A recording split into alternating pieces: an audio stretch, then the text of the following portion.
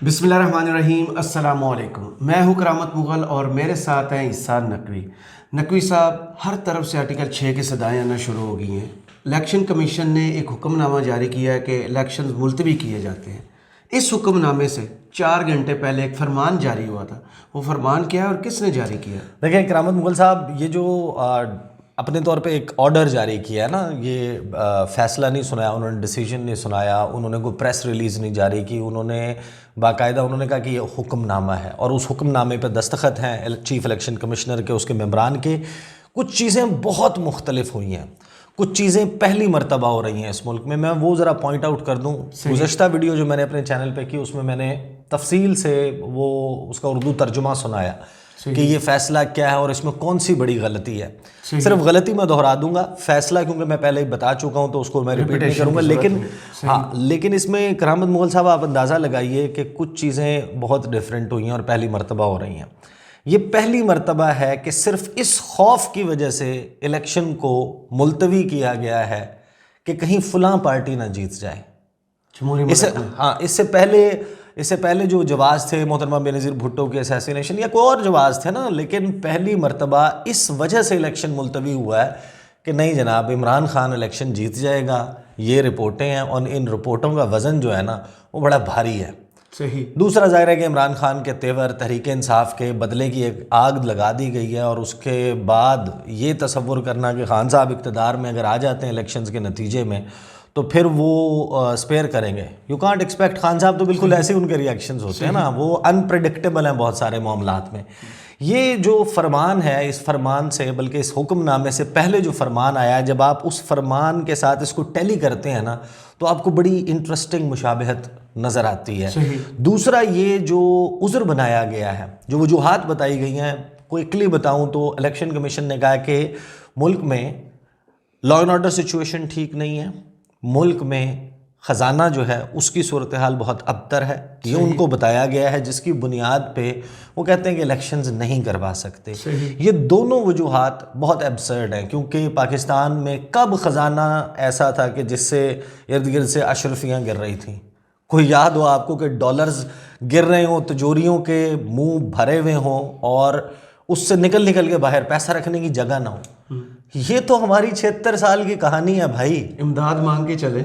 ये 76 साल की कहानी है कि आपके ख़जाना जो है वो खाली है, आपके ख़जाने में पैसे नहीं हैं। ये आपकी 76 साल की कहानी है law and order situation.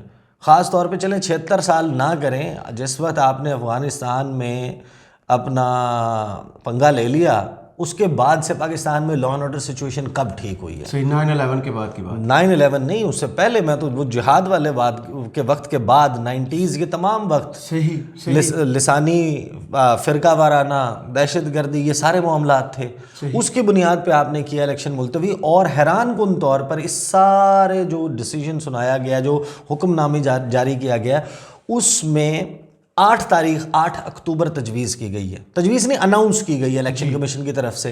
Election commission ने उस पूरे 8 सफ़ात के अपने हुक्मनामे में ये नहीं बताया कि 8 अक्टूबर को किसने बताया कि ख़जाना भर जाएगा, 8 अक्टूबर को किसने बताया कि कच्चे में जो ऑपरेशन जारी है वो कामयाब हो जाएगा, 8 अक्टूबर को किसने बताया कि दहशत गर्दी ठीक हो जाएगी, बॉर्डर्स पर सुकून, 8 अक्टूबर को किसने कहा कि अफ़गानिस्तान से बॉर्डर से आप पुरसकून हो जाएंगे, 8 अक्टूबर को किसने बताया कि जो आज स्टैटिक फोर्स अवेलेबल नहीं है, क्विक रिस्पांस फोर्स अवेलेबल है, वो स्टैटिक फोर्स के तौर पर फौज और ये अवेलेबल हो जाएंगे। बिल्कुल। मैंने तो उनकी तमाम इससे पहले भी प्रेस रिलीजेस देखी हैं जो इन मीटिंग्स की जारी की गई थी, उसकी तफसीलात सामने आई थी। कुछ हमें हमारे जो दोस्त इलेक्शन कमीशन कवर करते हैं उनमें से किसी एक ने नहीं कहा कि फ़लाँ महकमे ने, ISI ने या IB ने या रेंजर्स ने या FC ने या पुलिस ने या चीफ सेक्रेटरी ने या फाइनेंस सेक्रेटरी ने या इंटीरियर सेक्रेटरी ने या डिफेंस सेक्रेटरी ने ब्रीफिंग देते हुए इलेक्शन कमीशन को ये कहा हो कि अभी तो ये ठीक नहीं है, अक्टूबर में ये ठीक हो जाएगा। ऐसा तो कुछ नहीं कहा। फिर 8 अक्टूबर कहाँ से आया? सही।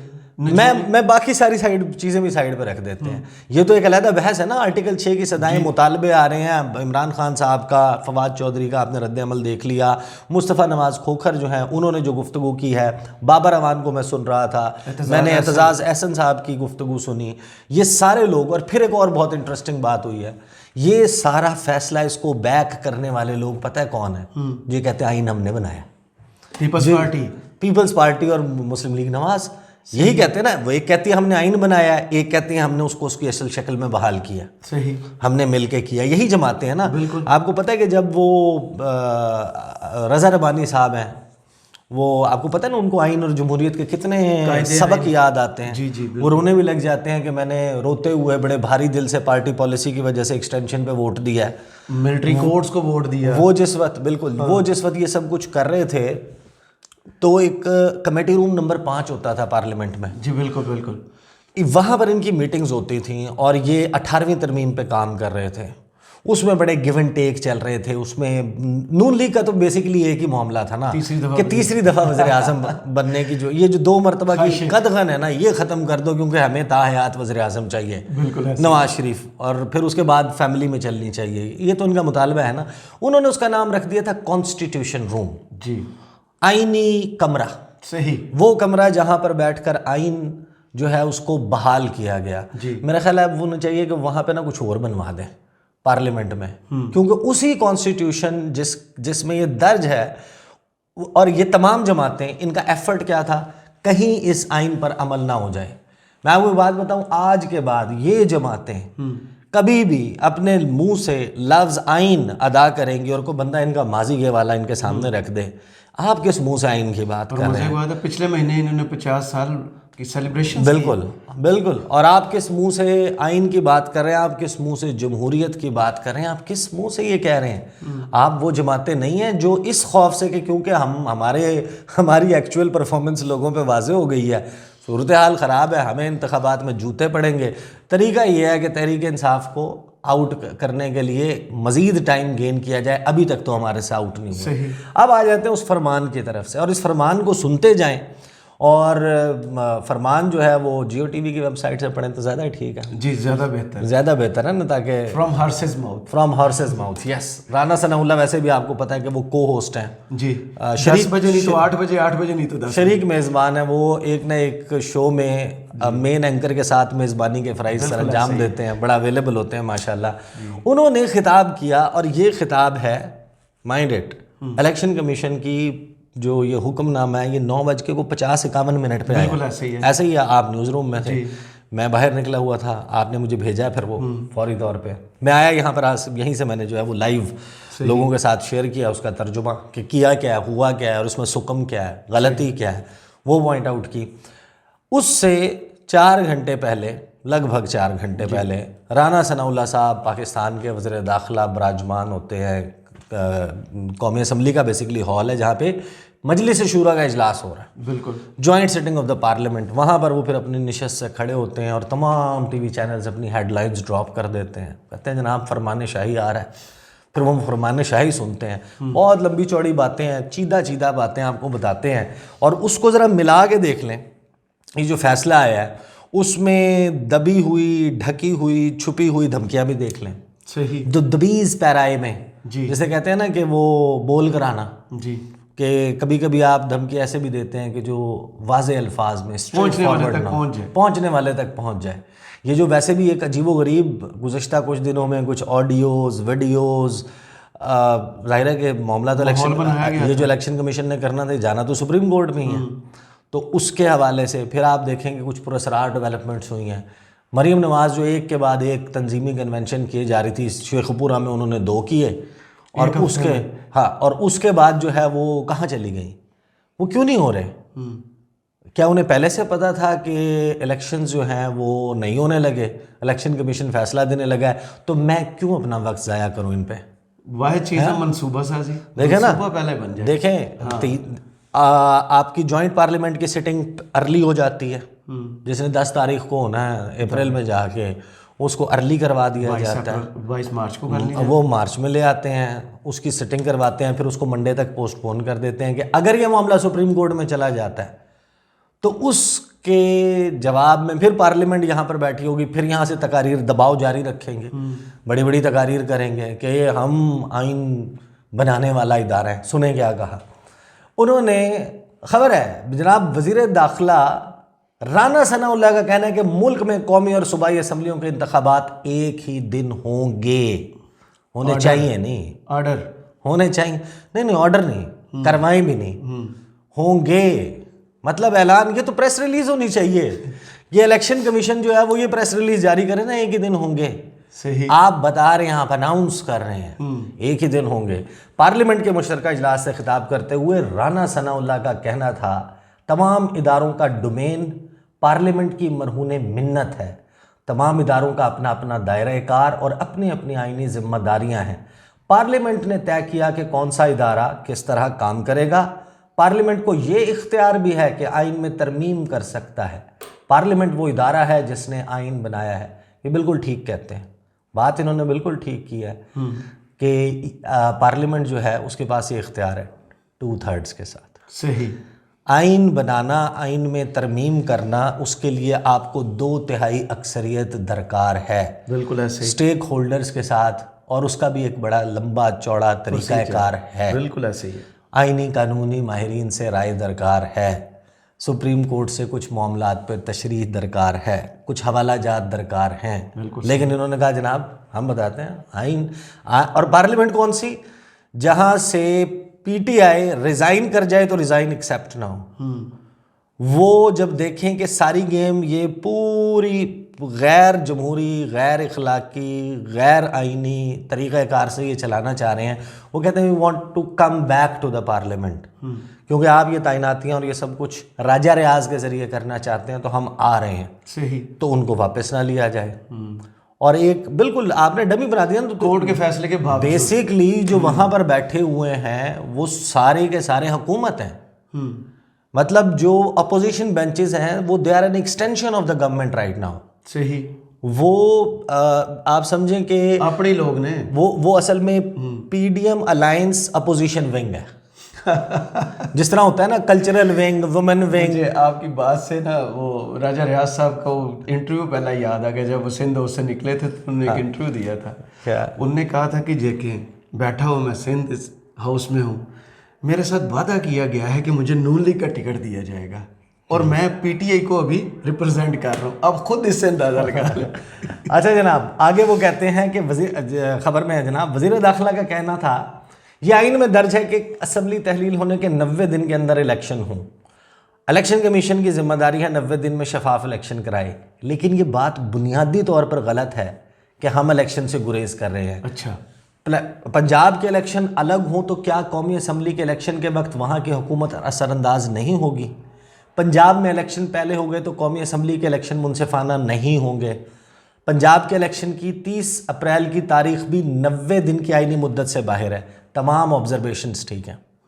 اگین دیکھیں میں آج کتنا اگری کر رہا ہوں رانا ثناء اللہ سے، ٹھیک ہے آبزرویشن ساری صحیح ہیں، لیکن مسئلہ یہ ہے آئین میں نہیں یہ لکھا ہوا، صحیح، آئین میں لکھا ہوا ہے کہ 90 دن میں کروانا، ایبسلیوٹ، آپ کے سوالات، آپ کی آبزرویشنز، یہ حکم تو ہے، موجود ہے، بیٹھیں پھر اتفاق رائے پیدا کریں، پی ٹی آئی کو آن بورڈ لیں، پارلیمنٹ کا حصہ بنائیں اور ایک ترمیم لے آئیں آئین میں، 2/3 سے اس کو پاس کرا لیں۔ ممکن ہے، نہیں آپ کریں نا، کوشش دیر از اے بک، ایک کتاب ہے اس کے اوپر، وہ آئین پاکستان کی کتاب ہے، کانسٹیٹیوشن آف پاکستان، ٹھیک ہے نا، وہ اگر وہ اسی طریقے سے ہے کہ آپ نے اس کو بنا کے وہ سب کچھ کر کے جو آپ کریڈٹ لیتے ہیں، پھر آپ آئندہ نہیں یہ بات کر سکیں گے، اور آج آپ نے راستہ کھول دیا، یعنی کہ یہ اسٹرگل کیا کرتے تھے، یہ کیا ان کی اسٹرگل تھی، movement for restoration of democracy, M R D, وہ اپنا آل پاکستان ڈیموکریٹک الائنس، وہ بھی بنا تھا آپ کو یاد ہو، جی بالکل، اس کے علاوہ یہ اس قسم کی جو انہوں نے تحریکیں بنائی، وہ کس چیز کی؟ PDM، ہاں پاکستان ڈیموکریٹک الائنس، اس کا مقصد کیا تھا کہ کسی ایک شخص کو، کسی ایک ادارے کو، کسی ادارے پہ بیٹھے ہوئے ایک شخص کو یہ اجازت نہیں ہے کہ وہ یک جنبش قلم سے یا ایک ابرو کے اشارے سے اپنے پیروں تلے آئین کو، قانون کو، پارلیمنٹ کو روند دے۔ تو آپ نے کیا کیا؟ ڈن دا سیم، اور آپ نے ایک راستہ پیدا کر دیا کہ آج کے بعد اس ملک میں جب جو حکومت ہو اس کی اپنی مرضی کی فیلڈنگ سیٹ ہو، اس کے لائک مائنڈڈ کچھ جج، اس کے کچھ لائک مائنڈڈ اسٹیبلشمنٹ میں اس کے کچھ لائک مائنڈڈ لوگ دیگر اداروں میں ہوں، تو وہ اینڈلیسلی حکومت کر سکتا ہے. صحیح. کیونکہ نہ خزانہ بھرنا ہے، نہ نومن تیل ہونا ہے، نہ رادھا نے ناچنا ہے، نہ سیکورٹی کی صورتحال بہتر ہونی ہے، نہ الیکشن ہونا ہے، نہ نومن تیل ہونا ہے، نہ رادھا نے ناچنا ہے. صحیح. تو آپ نے تو فارمولا بنا لیا بھیا. بالکل صحیح. آگے چلتے ہیں جناب. پھر وہ آگے یہ کہتے ہیں کہ ان کا کہنا تھا کہ چیف جسٹس آف پاکستان نے، اب اس میں ذرا ڈھکی چھپی چیزیں سنیں. جی. ان کا کہنا تھا کہ چیف جسٹس پاکستان نے فرمایا ہے کہ الیکشن روکنے کی کوشش کی گئی تو مداخلت کریں گے. جناب آپ مداخلت کیوں کریں گے؟ آپ حکم کریں. ہم آپ کے حکم پر الیکشن کمیشن نے شیڈیول جاری کیا ہے. آپ کے حکم کو رد کرنے کا تو نہیں سوچا جا سکتا. آئین میں آپ کا اختیار تسلیم کرتے ہیں، لیکن کیا ہماری رائے کا آپ کے سامنے رکھنا کوئی غیر قانونی عمل ہے؟ ایسا الیکشن جس میں 2 صوبوں میں سیاسی اور 2 میں نگران حکومت ہو، ملک میں عدم استحکام، انارکی اور افراتفری لائے گا. کیا یہ رائے اس قابل بھی نہیں کہ آپ اس پر غور فرما سکیں؟ ماشاءاللہ. ٹھیک ہے، سمجھ رہے ہیں نا؟ جی میں سمجھ گیا. کیونکہ آگے انہوں نے ظاہر ہے سپریم کورٹ کا فیصلہ ہے نا، امپلیمنٹیشن کے لیے انہوں نے سننا ہی ہے. ابھی نہ سنیں، بعد میں سن لیں. آگے کہتے ہیں کہ رانا سلونا کا کہنا تھا کہ مسلم لیگ نون کو 1100 کے قریب درخواستیں آئیں اور ہم نے ٹکٹ دینا شروع کر دی ہیں، لیکن کیا ذمہ داری صرف پارلیمنٹ اور سیاسی جماعتوں کی ہے کہ الیکشن صاف شفاف ہوں؟ انہوں نے کہا گیا آڈیو لیکس عدلیہ کو بدنام کرنے کی کوشش ہے. آڈیو لیکس پہلے بھی ہوتی رہی ہیں، ججز استعفے بھی دیتے رہے. کیا علی شاہی کا کوئی وجود نہیں؟ کیا آڈیو سے متعلق کوئی تحقیقات نہیں ہونی چاہیے؟ ساتھ میں انہوں نے کیا کہا؟ جسٹس قیوم والی آڈیو ساتھ میں نہیں، ہر ایک کی اپنی اپنی آڈیوز ہیں جی. ہر ایک کا اپنا اپنا آئین کی پامالی ہے. ہر ایک کی دیکھیں کہیں نہ کہیں آپ کو جب آپ جاتے ہیں نا وہ لاسٹ اپریل کے واقعات میں جی، تو ایک رولنگ آئی تھی قاسم سوری کی طرف سے. بالکل. اس کے اوپر سپریم کورٹ نے ڈیسیجن دیا تھا، اس کو غیر قانونی غیر آئینی قرار. اس وقت آرٹیکل 6 کے نعرے لگاتے تھے. یکم رمضان آج ہی کہتے ہیں پوائنٹ ٹو بی نوٹڈ. وہ بھی یہی تاریخ تھی اسلامی لحاظ سے. اور یہاں پر جو میں آپ کو بتا رہا ہوں کرامت مغل صاحب، یہ جو ریت ڈال رہے ہیں، اس ریت کو یہ مستقبل میں بہت انجوائے کریں گے. وہ کہتے ہیں what goes around comes around. بالکل. اس کو اردو میں کہتے ہیں جو کسی کے لیے گڑھا کھودتا ہے کبھی نہ کبھی اس میں خود بھی گرتا ہے. صحیح. تو خان صاحب کی پارٹی نے تو جو ہے نا وہ انہوں نے تو کوئی جانشین تیار نہیں کیا. صحیح. تحریک انصاف کا مستقبل کیا ہوگا نوبڈی نوز. کیونکہ انہوں نے تو اپنے کسی بیٹے کو لا کے یہاں پر گدی پہ نہیں بٹھایا نا. وہ تو نسل در نسل نہیں کر رہے. ان کے بعد اس پارٹی نے چلنا ہے کہ نہیں، یہ تو پتہ چلے گا نا کہ یہ سسٹم ایوالو کر پاتے ہیں کہ نہیں. صحیح. فی الحال تو عمران خان کی ذات کے ارد گرد گھومتی ہے یہ پارٹی. صحیح. Minus Imran Khan P T I is nothing. He is the binding factor, he is the binding force. Absolutely. تو پی ٹی آئی کے سامنے آنے کا اتنا چانس نہیں ہے. یہ زیادہ چانس ہے ان جماعتوں کے سامنے آنے کا یہ جو کچھ ہو رہا ہے. کل کو پتہ چلے کہ بلاول بھٹو جو ہے وہ نون لیگ کے ساتھ یہی کر رہا ہے. ہماری قسمت میں تو دیکھیں بیگرز کانٹ بی چوزرز. ہمارے پرائم منسٹر کہتے ہیں بیگرز کانٹ بی چوزرز. تو ہم نے تو نہیں اپنی قسمت کے فیصلے کرنے. ہم تو ہیں وہ آپ صحیح رہے. ہاں، تو وہ جب نسل در نسل کی ادھر کی بات چلے گی، جب چلے گی رسم ہمارے ہوتے ہوئے یا ہمارے بچوں کے ہوتے ہوئے، تو پھر ان دونوں نے ایک دوسرے کے خلاف اسی کا استعمال کرنا ہے. یہ دیکھیں گے یا آئے گا نہیں، پتہ نہیں ہم کڑیں گے یا نہیں کڑیں گے. بہرحال یہ ہے جناب معاملہ. بہت شکریہ عیسیٰ نقوی آپ کے تجزیے کا. کمنٹس باکس میں ہمیں ضرور بتائیے گا یہ ویڈیو آپ کو کیسی لگی. اجازت دیجیے. اللہ حافظ.